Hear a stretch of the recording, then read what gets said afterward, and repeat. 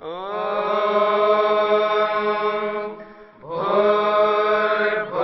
स्वः तत्सवितुर्वरेण्यं भर्गो देवस्य धीमहि धियो यो नः प्रचोदयात्।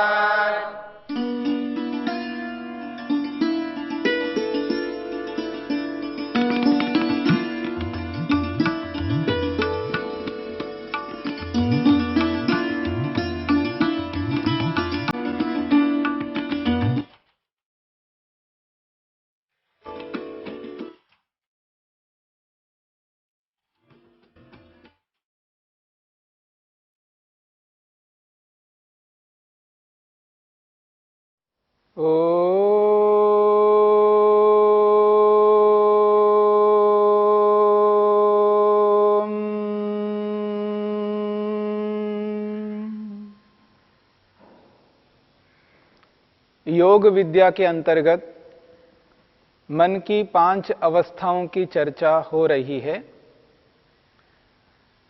मन की 5 अवस्थाओं में 2 अवस्थाओं में समाधि लगती है, एकाग्र अवस्था में और निरुद्ध अवस्था में।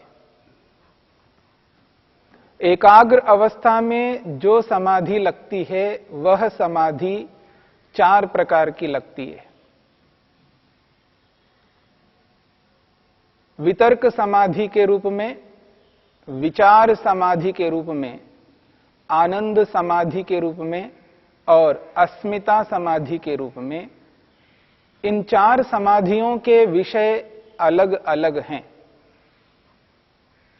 जब एकाग्र अवस्था प्राप्त होती है योगी को, उस एकाग्र अवस्था को प्राप्त करने से पहले व्यक्ति को विवेक और वैराग्य को प्राप्त होना होता है।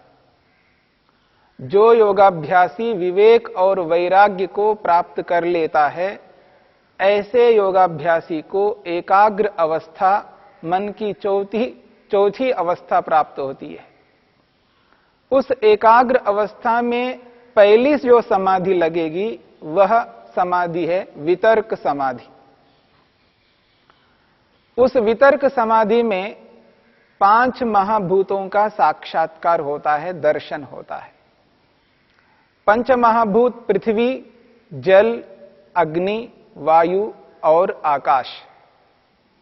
जैसा कि मैंने आपके समक्ष प्रस्तुत किया था, 5 महाभूतों से जो दिखने वाले आपको पृथ्वी के रूप में, अग्नि के रूप में, वायु के रूप में जो दिख रहे हैं, वो 5 महाभूत नहीं है। उन 5 महाभूतों को मिलाने पर दिखने वाले ये आपको पृथ्वी, जल, अग्नि, वायु हैं। तो जो पृथ्वी है 5 महाभूतों में, वो दिखने वाली पृथ्वी नहीं है, वो इंद्रियों से दिखती नहीं है। वो सूक्ष्म रूप में ईश्वर ने जो संसार को बनाने की प्रक्रिया हमारे सामने रखी है, उस प्रक्रिया में अंतिम चीज 5 महाभूत है। इस रूप में उसको स्थूल भूत कहा है। स्थूल भूत से यहां पर जो दिखाई देने वाले पदार्थ है, उनमें आने वाले नहीं है। स्थूल भूत का वो अर्थ यहां पर है जहां निर्माण की प्रक्रिया में अंतिम पदार्थ, कारण से कार्य, कारण से कार्य, कारण से कार्य की जो प्रक्रिया चलाई है, उस प्रक्रिया में अंतिम पदार्थ भूत है। उस भूत से नया पदार्थ उत्पन्न नहीं होता। यानी 5 महाभूतों में आने वाली जो पृथ्वी है, केवल पृथ्वी, एक ही पृथ्वी से कोई नवीन नया पदार्थ उत्पन्न नहीं होता। इस रूप में वो स्थूल भूत कहलाता है। हां, पृथ्वी को, अग्नि को, जल को, वायु को, इन 5 महाभूतों को मिला करके बहुत सारे पदार्थों को ईश्वर ने बनाया। जैसे सूर्य को बनाया है, चंद्रमा को बनाया है, नक्षत्रों को बनाया है, इस धरती को, जो दिखने वाली धरती है, इसको बनाया है। दिखने वाला जो पानी है उसको बनाया है, जो दिखने वाली अग्नि है उसको बनाया। और ये जो हमारा शरीर है, इस शरीर को भी उन 5 महाभूतों को मिला करके बनाया है। वृक्ष, वनस्पतियां, जो कुछ भी दृष्टिगोचर में आ रहे हैं, उन समस्त पदार्थों को इन 5 महाभूतों को मिला करके ईश्वर ने बनाया। तो जो पंचमहाभूत है, उनमें जो पृथ्वी तत्व है, वो आंखों से, इन इंद्रियों से दृष्टिगोचर नहीं आती है।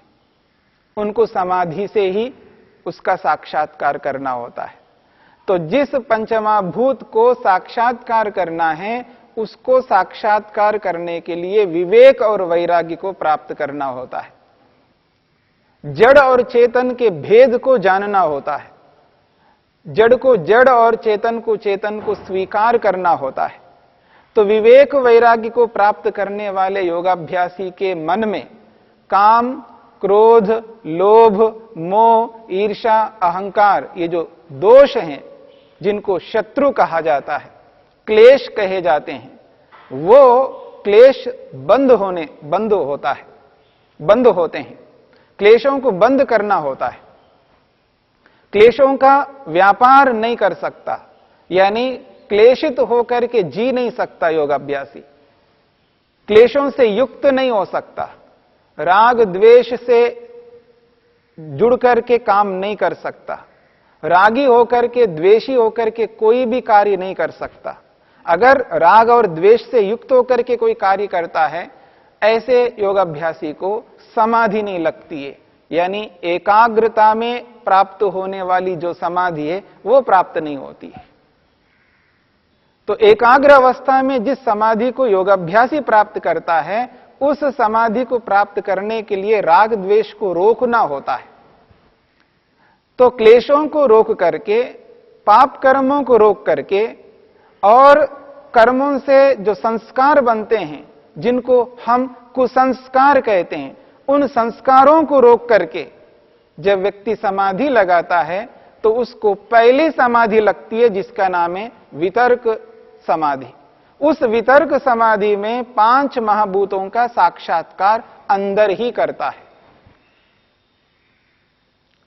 योगाभ्यासी जिन 5 महाभूतों का साक्षात्कार करता है, अपने ही शरीर के अंदर करता है। आत्मा अंदर है शरीर के अंदर, और मन भी अंदर है। बाहर जाने की आवश्यकता नहीं है। अर्थात हमारे शरीर में 5 महाभूत विद्यमान हैं। कैसे विद्यमान है? ये जो शरीर बना है, ये शरीर 5 महाभूतों को मिलाने पर बना है। यानी इस शरीर के जो कारण हैं, वो 5 महाभूत है। जैसे घड़े के अंदर मिट्टी है, घड़े के अंदर जैसे मिट्टी है, उस मिट्टी को यदि समझना है, एहसास करना है, तो घड़े के अंदर हम एहसास कर सकते हैं। मान लीजिएगा हमारे पास मिट्टी नहीं है, हम ऐसी स्थिति में विद्यमान हैं जहां पर कोई मिट्टी नहीं है और घड़ा है, और मिट्टी को एहसास करना है, मिट्टी को समझना है, तो उस घड़े के माध्यम से समझेंगे, बाहर नहीं जा सकते। और ऐसी स्थिति नहीं है जहां पर धरती हो, जो दिखने वाली धरती, जिस पर हम मिट्टी देख सके। ऐसी स्थिति में हमको रखा गया है जहां कोई मिट्टी नहीं दिख रही है आपको, परंतु आपके पास घड़ा है। तो उस घड़े के अंदर ही मिट्टी को एहसास करना होगा, समझना होगा। ठीक इसी प्रकार से आत्मा शरीर के अंदर है, मन शरीर के अंदर है। आत्मा और मन शरीर के बाहर नहीं निकल सकते, और आत्मा जहां पर है वहीं पर हमें एहसास करना है। उस स्थिति में एक ही विकल्प हमारे सामने बचता है, शरीर, जिस शरीर में 5 महाभूत विद्यमान हैं। तो शरीर के कारण जो 5 महाभूत है, उन 5 महाभूतों का साक्षात्कार इस शरीर के अंदर ही आत्मा कर लेता है, मन के माध्यम से। तो जब जिस पृथ्वी का साक्षात्कार करना है, उस पृथ्वी का साक्षात्कार जो दिखने वाली पृथ्वी नहीं है, बाहर दिखने वाली पृथ्वी नहीं है, उस पृथ्वी का साक्षात्कार शरीर के अंदर ही करता है, वितर्क नामक समाधि में। ऐसे ही जल का साक्षात्कार करता है, अग्नि का साक्षात्कार करता है, वायु का साक्षात्कार करता है, और आकाश का साक्षात्कार करता है। तो पांचों महाभूतों का साक्षात्कार बारी बारी से करता है। पहले पृथ्वी को, फिर जल को, फिर अग्नि को, फिर वायु को, अंत में आकाश को। इन पांच महाभूतों का साक्षात्कार मन के माध्यम से शरीर के अंदर ही करता है। शरीर के अंदर जो कारणों के रूप में हैं, जो दिख नहीं रहे हैं। इस शरीर का जो मूल कारण है वो पंचमहाभूत, तो शरीर के अंदर बैठे हुए कारणों को शरीर के अंदर ही जीवात्मा मन के माध्यम से साक्षात्कार कर लेता है। और जिस समाधि के माध्यम से इन पांच महाभूतों का साक्षात्कार करता है, उस समाधि का नाम है वितर्क समाधि, पहली समाधि, जो एकाग्र अवस्था में प्राप्त होने वाली समाधि है। एकाग्र अवस्था में प्राप्त होने वाली समाधि दूसरी समाधि है, जिसका नाम है विचार समाधि। विचार नामक समाधि में पांच पदार्थों का साक्षात्कार करता है, और वो पांच पदार्थ है इन पंचमहाभूतों के कारण। पृथ्वी, जल, अग्नि, वायु, आकाश, इन पांच महाभूतों के जो कारण हैं, उन कारणों का साक्षात्कार विचार नामक समाधि में करता है। पृथ्वी तत्व का कारण है गंध तन्मात्रा। जल नामक भूत का जो कारण है वो है रस तन्मात्रा। अग्नि तत्व का जो कारण है उसका नाम है रूप तन्मात्रा। वायु नामक तत्व का जो कारण है वो स्पर्श तन्मात्रा, और आकाश नामक तत्व का जो कारण है वो शब्द तन्मात्रा। यहां शब्द तन्मात्रा, स्पर्श तन्मात्रा, रूप तन्मात्रा, रस तन्मात्रा, गंध तन्मात्रा, इन तन्मात्राओं के साथ ये जो गंध जुड़ा हुआ है, रस जुड़ा हुआ है, रूप जुड़ा हुआ है, स्पर्श जुड़ा हुआ है, शब्द जुड़ा हुआ है, इनसे उन गुणों को नहीं लेना है जो बाहर रूप, रस, गंध, स्पर्श, शब्द के नाम से जिन गुणों की चर्चा हम करते हैं। किसी भी पदार्थ को हम प्राप्त कर लेते हैं तो उससे जो गंध हमको प्राप्त होती है, जिस भी पदार्थ को हम ग्रहण करके उसको चखते हैं तो उससे जो रस प्राप्त होता है, जिस किसी भी पदार्थ को हम देखते हैं तो उससे जो रूप हमको प्राप्त होता है, जिस किसी भी पदार्थ को जब हम स्पर्श करते हैं से उससे जो स्पर्श हमको प्राप्त होता है, और जहां कहीं भी कोई आवाज आ रही तो जो शब्द हमको सुनाई देता है, वो शब्द, वो स्पर्श, वो रूप, वो रस, वो गंध यहां पर ग्रहण नहीं किया जा रहा है। गंध तन्मात्रा का अर्थ वो गंध नहीं है जो आप नाक से ग्रहण करते हैं। वो एक गुण है, जो पदार्थ हमको दिखने वाले पदार्थ हैं, उन पदार्थों से जो गुण हमको प्राप्त हो रहे हैं, उन गुणों की चर्चा यहां पर नहीं है। यहां गंध तन्मात्रा उस तत्व का नाम है जो पंचमहाभूतों में जो पृथ्वी नामक तत्व है, उस तत्व का कारण है। उस कारण का नाम है गंध तन्मात्रा। ऐसे ही जो पंचमहाभूतों में पानी है, जल तत्व है, उस जल तत्व का जो कारण है वो है रस तन्मात्रा। ऐसे ही अग्नि तत्व जो पंचमहाभूतों में तीसरा तत्व है, उस अग्नि तत्व का जो कारण है वो है रूप तन्मात्रा। ऐसे ही जो वायु नामक तत्व है पंचमहाभूतों में चौथा पदार्थ, उस वायु नामक तत्व का जो कारण है वो है स्पर्श तन्मात्रा। ऐसे ही जो आकाश है पंचमहाभूतों का पांचवां तत्व, उस आकाश नामक तत्व का जो कारण है वो है शब्द तन्मात्रा। जब रूप, रस, गंध, स्पर्श, शब्द इन पांचों के साथ में तन्मात्रा शब्द जुड़ता है तो समझ लेना है वो गुण नहीं है, वो तत्व हैं जो पंचमहाभूतों के कारण हैं। तो पृथ्वी, जल, अग्नि, वायु, आकाश नामक पांच महाभूतों का जो मूल कारण है उनको कहते हैं तन्मात्राएं। वो ये पांच तन्मात्राएं हैं जिनको विचार नामक समाधि में बैठ करके योगाभ्यासी अंदर ही अंदर उनका साक्षात्कार कर लेता है। और वो भी अंदर ही है, शरीर के अंदर। जैसे घड़े के अंदर मिट्टी है, ठीक इसी प्रकार इस शरीर के अंदर पंचमहाभूत है। और पंचमहाभूत जिन कारणों से बने हैं वो कारण तन्मात्राएं भी इसी शरीर के अंदर हैं। इसलिए 5 तन्मात्राओं का साक्षात्कार जिस विचार नामक समाधि में योगी करता है, उन पदार्थों को साक्षात्कार करने के लिए आत्मा को, मन को कहीं बाहर जाने की आवश्यकता नहीं है। शरीर के अंदर बैठे बैठे ही उनका साक्षात्कार कर लेता है। यह दूसरी समाधि है जिसका नाम है विचार नामक समाधि। तीसरी समाधि है आनंद नामक समाधि। आनंद नामक समाधि में और सूक्ष्म पदार्थों का साक्षात्कार करता है। हमारे शरीर के अंदर जो इंद्रियां हैं, जिनको हम इंद्रियां कहते हैं, इंद्रियां 2 प्रकार की हैं।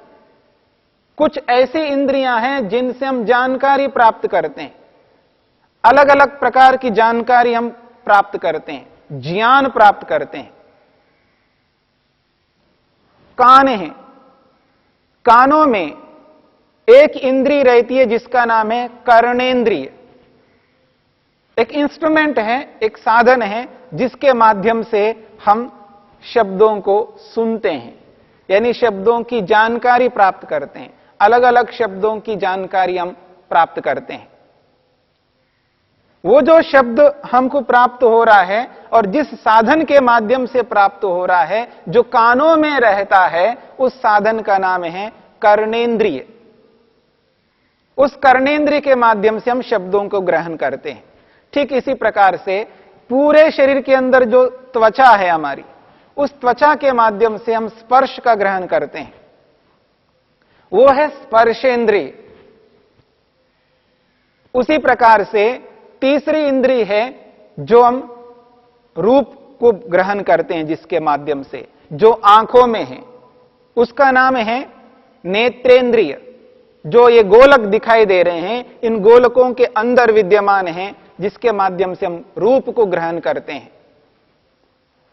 ऐसे ही ये जो जीव है, जिह्वा है, इस जिह्वा के अंदर एक इंद्रिय है जिसका नाम है रसनेंद्रिय, जिससे हम रस का ग्रहण करते हैं, अलग अलग प्रकार के रसों को ग्रहण करते हैं। और 5वीं इंद्रिय है जिसका नाम है घ्राणेंद्रिय, जो इस नाक के अंदर विद्यमान है, जिसके माध्यम से गंध को हम ग्रहण करते हैं। तो ये 5 इंद्रियां कहलाती हैं और इन 5 साधनों से 5 विषयों को हम ग्रहण करते हैं। गंध को, रस को, रूप को, स्पर्श को और शब्द को। तो इन 5 साधनों से 5 विषयों को ग्रहण करते हैं।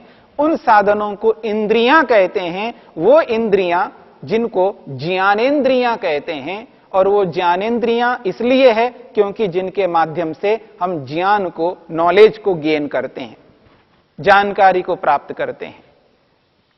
ये 5 ज्ञानेंद्रियां हैं। और आनंद नामक समाधि में इन 5 ज्ञानेंद्रियों का साक्षात्कार अंदर ही अंदर योगी करता है।